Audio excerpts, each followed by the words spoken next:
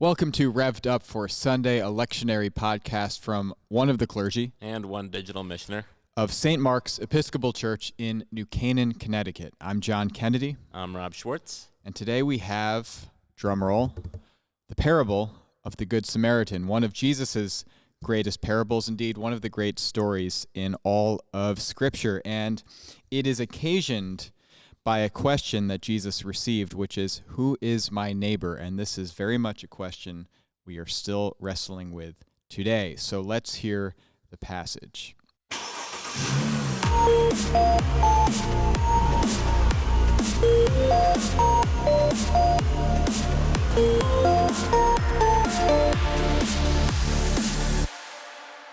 This is for proper 10 or the 5th Sunday after Pentecost in year C, which will be July 13th this year. And the text is Luke chapter 10, verses 25 to 37. Just then a lawyer stood up to test Jesus. "Teacher," he said, "what must I do to inherit eternal life?" He said to him, "What is written in the law? What do you read there?" He answered, "You shall love the Lord your God with all your heart, and with all your soul, and with all your strength, and with all your mind, and your neighbor as yourself." And he said to him, "You have given the right answer. Do this, and you will live." But wanting to justify himself, he asked Jesus, "And who is my neighbor?" Jesus replied, "A man was going down from Jerusalem to Jericho and fell into the hands of robbers, who stripped him, beat him, and went away, leaving him half dead. Now by chance a priest was going down that road, and when he saw him, he passed by on the other side. So likewise a Levite, when he came to the place and saw him, passed by on the other side. But a Samaritan, while traveling, came near him, and when he saw him, he was moved with pity. He went to him and bandaged his wounds, having poured oil and wine on them. Then he put him on his own animal, brought him to an inn, and took care of him. The next day he took out 2 denarii, gave them to the innkeeper, and said, 'Take care of him, and when I come back, I will repay you whatever more you spend.' Which of these 3, do you think, was a neighbor to the man who fell into the hands of the robbers?" He said, "The one who showed him mercy." Jesus said to him, "Go and do likewise." Okay, so this is indeed one of the crown jewels of Jesus' teaching, and it's remarkably a parable, a story that only appears in Luke, and we're very much in the middle of the action of Luke's gospel now. We're in Jesus' journey towards Jerusalem, which kind of makes up a very important middle chunk of Luke's gospel, and this parable kind of comes out of nowhere. This is not in the middle of Jesus giving a whole bunch of teachings on ethics and so on. That really was concentrated in the Sermon on the Plain much earlier in Luke, but it's occasioned by this interaction he has with a lawyer, and here we have it. So what do you where do you want to begin in our exploration of this parable? Well, I feel like this is such a hardly known parable. I'm guessing right. If you're listening to Obscure. this, you've never heard this one before. But I actually think that's the challenge of it, because I remember looking at this and going, "Oh, we're talking about the Good Samaritan. This is so easy to just jump right into and talk about." The challenge of that is we've heard it so many times that it's kind of lost its edge a little bit, to the point where we can get into who the Samaritans were and all that, but to the point where like the term Good Samaritan is just part of our daily lexicon, right, in our language. At St. Mark's we have the Samaritan ministry. They do a lot of amazing things, helping people and doing all this work. But if you were to go back in time and tell this lawyer, "Oh yeah, we have a group called the Samaritan Ministry, they're known for helping people," he would have thought you were out of your mind. That's a very, very good point, and I think a way to sort of bring the edge of this parable back into focus, because if you were one of Jesus's people, that is one of the Jews of his time, The Samaritans were not good at all, right? I mean, in their imagination, from their perspective, there had been centuries of conflict and animus. Some bad blood by there. that point. Very, very bad blood. I mean, you think the stuff in Romeo and Juliet's bad. I mean, well, maybe this is kind of on that level.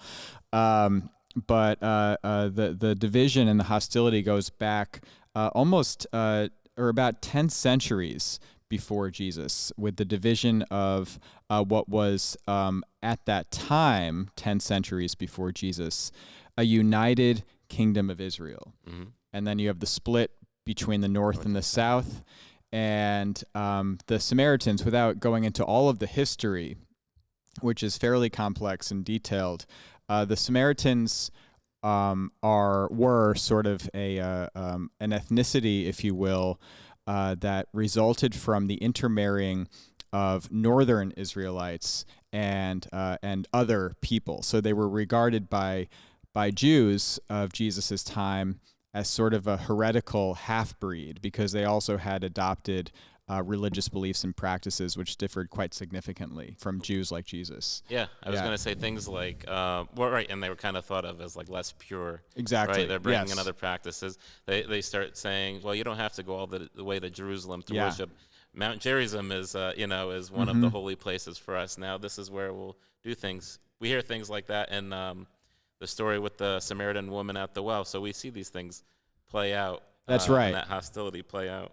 Yeah, the Samaritan woman in that story from John chapter 4 says to Jesus, your people say you have to worship on this mountain, we say on this mountain. So that's clearly with that a conflict and disagreement in view. And just an interesting detail that after the Jews returned from their exile, after the destruction of the Jerusalem temple and they're rebuilding it, according to the book of Ezra, I think it is, Samaritans offered to help in the rebuilding of the temple. This is in the books of Ezra and Nehemiah, and they were rejected. Right. And so in response, they're like, "Well, we don't like this temple. Yeah. We're definitely not gonna worship at this temple."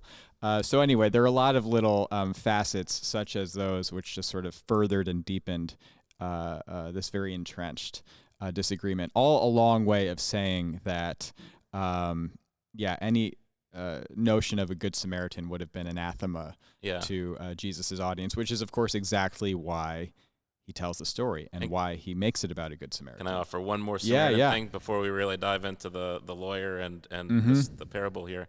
Is one chapter before. So there is a little bit of a tie here, right? One chapter before in Luke 9, 51 to 56, this is the passage. I'll just read it because I was like, oh, it's such a good one. It shows what they all think. When the days drew near for him to be taken up, Jesus, he set his face to go to Jerusalem, and he sent messengers ahead of him. On their way, they entered a village of the Samaritans to prepare for his arrival, but they did not receive him because his face was set toward Jerusalem. When his disciples, James and John, saw this, they said, "Lord, do you want us to command fire to come down from heaven and consume them?" But he turned and rebuked them. Then they went on to another village. I mean, just one chapter before, we're seeing this, these kind of this hostility toward the Samaritans playing out just with Jesus' disciples. Yeah. Oh, that's such a great connection, and echoes all the more then because I was thinking of the connection between this parable and something much later in Luke's story in the Acts of the Apostles, chapter 8 of that book, where Philip proclaims the gospel to people of Samaria, and they receive it positively. So you see this trajectory in play here, which is strengthened all the more by what you just brought in. Before we get serious, I also just want to mention the final episode of Seinfeld, where Jerry and Elaine and George and Kramer are arrested for breaking a new Good Samaritan law. They see somebody... he's maybe getting robbed or otherwise sort of harassed in public. And instead of intervening to help, Jerry and his friends just sort of like watch and find amusement in it. And they are arrested for it. What? No, we didn't do anything. That's exactly right. The law requires you to help or assist anyone in danger as long as it's reasonable to do so. I never heard of that. It's new. It's called the Good Samaritan law. Let's go. And I think the moral of Seinfeld is don't be like any of those people.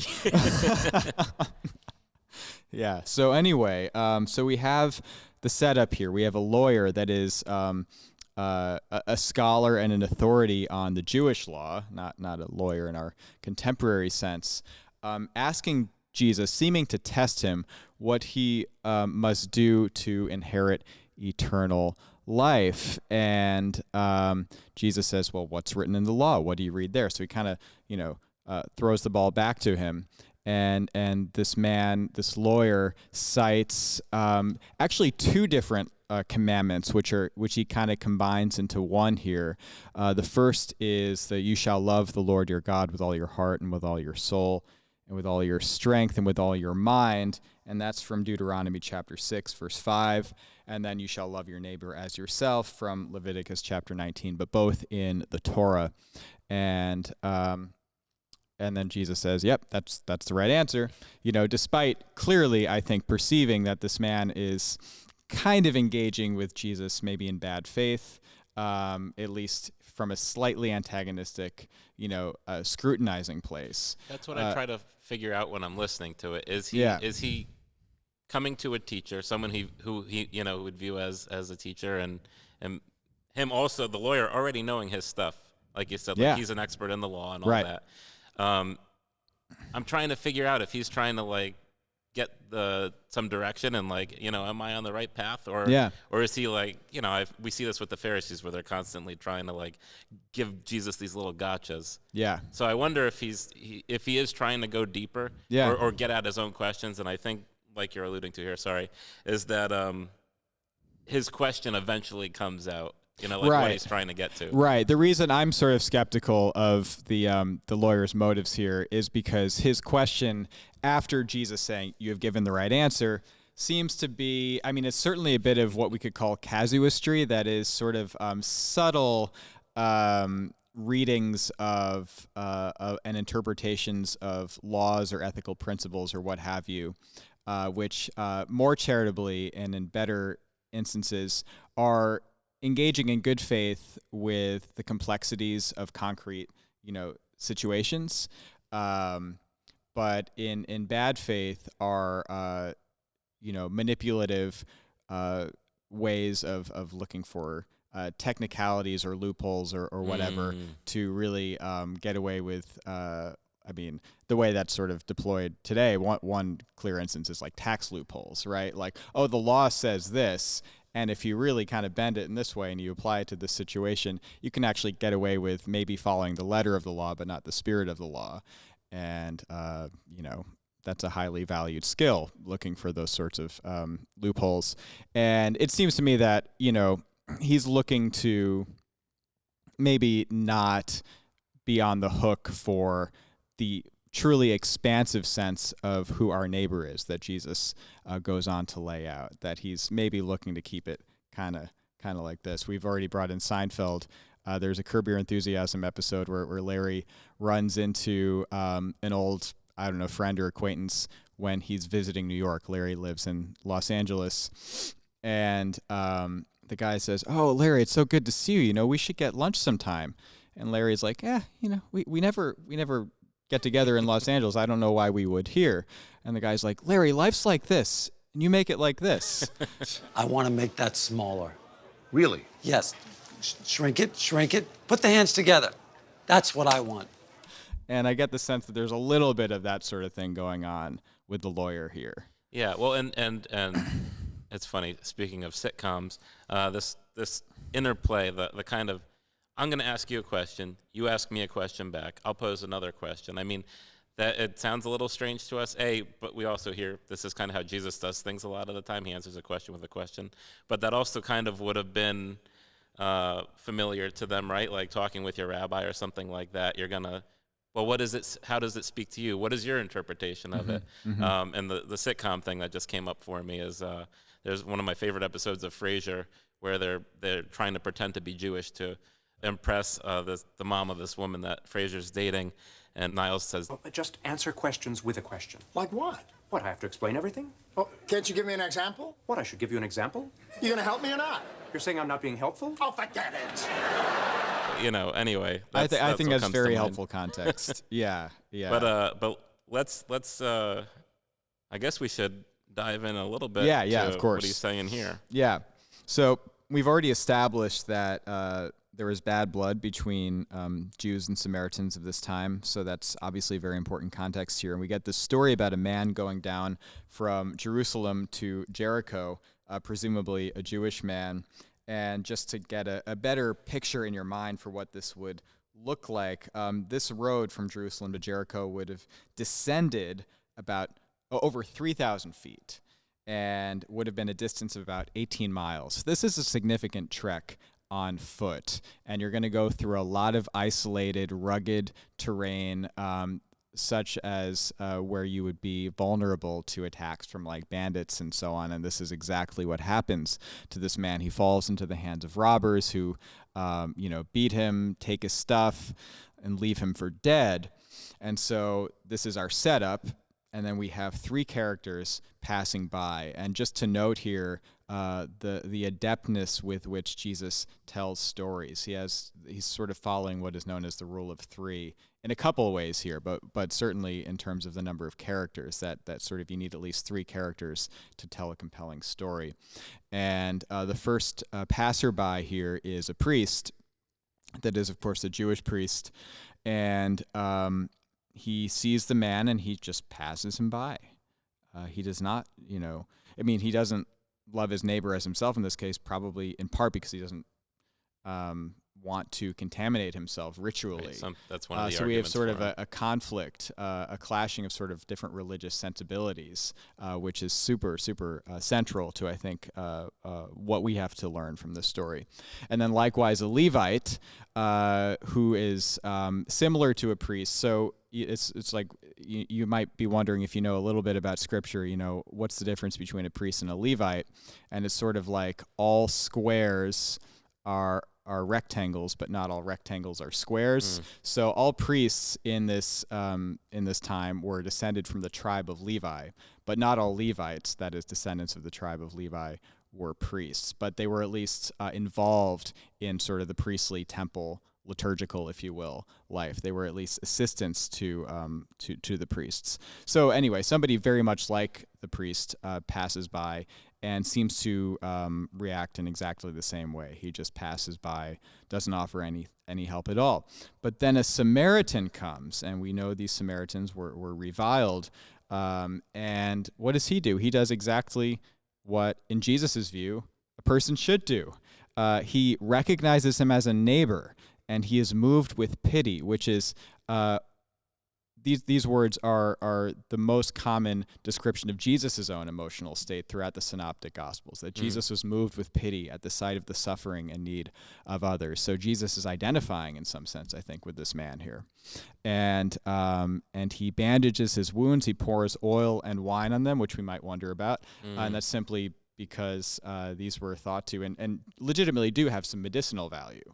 That wine is an antiseptic. It kills bacteria, which is a big part of why it's safe to drink from the common cup in the Eucharist. And then oil would be soothing and moisturizing and so on. And then he puts him on his own animal. He takes him to an inn and pays for his stay at the inn. Well, that's the thing. His actions are extravagant. Yeah. It's all above and beyond. And I think a lot of the times when we hear these stories, you guys have talked about this already on the podcast when we were talking about things like the prodigal son, right? Like the father's reaction is so over the top. Yeah. It's so big. And like, that's what we hear here. It's not just, he could have just helped the guy out of the ditch and been like, okay, well, good luck on your way. Step one. Yeah. He could have taken him to the inn. All right, well, here, I got you to safety. He goes beyond that. Yes. Okay, I'm going to pay, here's the money for him to stay here. Still goes beyond that, because then he says, and if more time is needed, I'll come back and I'll pay the rest. So it's just the last person you would think. Yeah. And so like you said, like these are kind of themes and messages we see Jesus also embodying in his own life and ministry, but also telling people like this is how to live, Yeah. Yeah, it's so powerful. And I mean, we have Jesus, making the hero of the story a Samaritan, and then, like we've already said, also identifying with him in some subtle ways that, that I have something very much in common with the Samaritan in the story. And it's revolutionary and it's subversive, and it's not expected. It was not expected at all, because like so many cultures, religious cultures, national cultures, whatever today, the tendency was often towards tribalism. Yeah, that God's message, God's truth, God's salvation, whatever, is for us. And maybe outside people can join our group, but until they do, they're on the outside. And neighbor is, my fellow countryman or my fellow Jew or whatever. And of course, we're using Judaism as an example just because this is actually the context. Judaism is not particularly tribal by any means. I would say it's no or more or less tribal than any other sort of group identity. There are so many different, fill in the blank for about any group you can think of. I mean, politics today in America, and I'm not even going to get into that because, but we are so divided, and we put ourselves in our own little boxes and our own little bubbles to where we don't even want to acknowledge the other side. And Jan, who's behind the camera today, I was saying it earlier, I was like, even just in a modern day context, so we're recording this at the time of all this stuff going on in LA, right? And I was like, imagine, somebody from either side finds themselves injured and all this, commotion and stuff that's going on, and two people who walk by them, and they think like, those are the people I would expect to help me, and it's somebody from the other side who ends up being the one to come to their side, and to accept that help. And I think that's the thing. So often when we hear this either preached or we read it, we read it as, oh, I'm learning how to be a neighbor. I'm learning how to behave because I see myself as the Samaritan, right? I'm learning how to be like that Samaritan. But if you flip it, what would it be like to see yourself as the person in the ditch? And that's like, whoa, you're totally helpless. Yeah. And the people you would expect to be there for you aren't. And it's the person you consider such an outsider, and who, if it was a day-to-day interaction, you'd be like, I want nothing to do with that person. And yet, here you are depending on that person. Mm-hmm. And it shows that these tribalist kind of mindsets, Jesus is saying, do away with all of that. Everybody's your neighbor. And so what we're talking about here is not who's my neighbor, because it's everybody. It's not who's my neighbor, it's what do I have to do to be a neighbor? That's really the question this guy needs to be asking, Yeah, that's really true. And I think so important to underscore what you just said, which is we can learn not only how to be a neighbor and more basically who is my neighbor from this story, but also how to receive help or love from a neighbor who we might not regard as our neighbor, who we might regard as different, as other, as less than, as an enemy or whatever.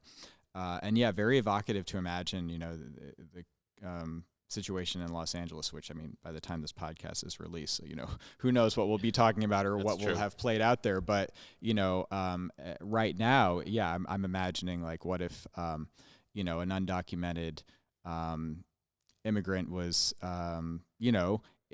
also, like, kind of down in a ditch in some way, and it's, an ICE agent, right, who comes to their aid. Or flip it, right? Right. Yeah, that's very, very powerful. Unfortunately, our time is short today, so what deserves a much longer conversation will have to be, by necessity of the calendar, truncated somewhat. But I just want to draw attention to something from earlier this year, a statement that Pope Francis made shortly before he died. Actually, like days before he was hospitalized, he put out this letter. And it said that that love today, love of neighbor, is being claimed by some, and he had the American political context in mind, and a very particular interview in particular, as being sort of an expansion of concentric circles, that you love your family first, and then your neighbor, and then your country, and whatever. And then if there's any love or time or whatever left over, you can worry about other people. And Pope Francis said, no. The true order of love that Jesus gives us, and that the church has really always borne witness to, is what we find by meditating on the parable of the Good Samaritan. That just blows anything like that apart. Yep. Yeah. It's true. That sums it all up. That's there's no tribes. There's no hierarchy of who were to help first. It's, you see your neighbor, you be there for your neighbor. You treat everyone as your neighbor. Yeah. And I have to say, as when I was looking at this, and you gave a great description of what this path would have been like in the story of the Wadi Kelt. I was just, all I could picture is if Peter was here right now, I know he'd be going, so when we were in the Holy Land, we traveled through the Wadi Kelt, and there's some amazing photos that you can see from the pilgrimage and all that, and he would describe it. And I even sent Peter the pictures the other day. I said, these are our photos from the Wadi Kelt. And he's like, oh yeah, that's it. And I said, all right. But anyway, all that aside, one thing that I guess I would end on is, John, you and myself, I know, both grew up on someone who talked a lot about what it is, and I know Father Justin, who used to be on the pod, big fan, is Fred Rogers. And I don't know if there's a glare and if you can see it, but I'll throw it up on the screen if you're watching the video of this. But, here's someone who at a time in, I think it was 69, somewhere in the late 60s, when he had an episode during a time when white people didn't want black people in their swimming pools, and he ends up treating anybody like a neighbor, and he invites Officer Clemens, who was a black police officer, to both cool their feet off in the pool together. And so I think there's generations of people who have, carried that message of what it's like to be a neighbor. Yeah. And I hope, today that people hear this story with fresh ears and say, oh, okay, it's not just, the feel good. I just want to help people who are in trouble that I learned in maybe, the simplified version that maybe came away with in Sunday school as a kid or something like that. Yeah, beautiful. Love that you brought in Fred Rogers. Always good to be reminded of his incredible heart and witness to the way of love and recognizing everybody as a neighbor. So we've come to the end of our 18-mile journey from Jerusalem to Jericho, and it was all too brief, but I hope we covered some of the important territory, and are so grateful that you journeyed with us, and hope that it was edifying to you. So please leave a comment. We love to hear from you, and we will see you next time. Peace be with you.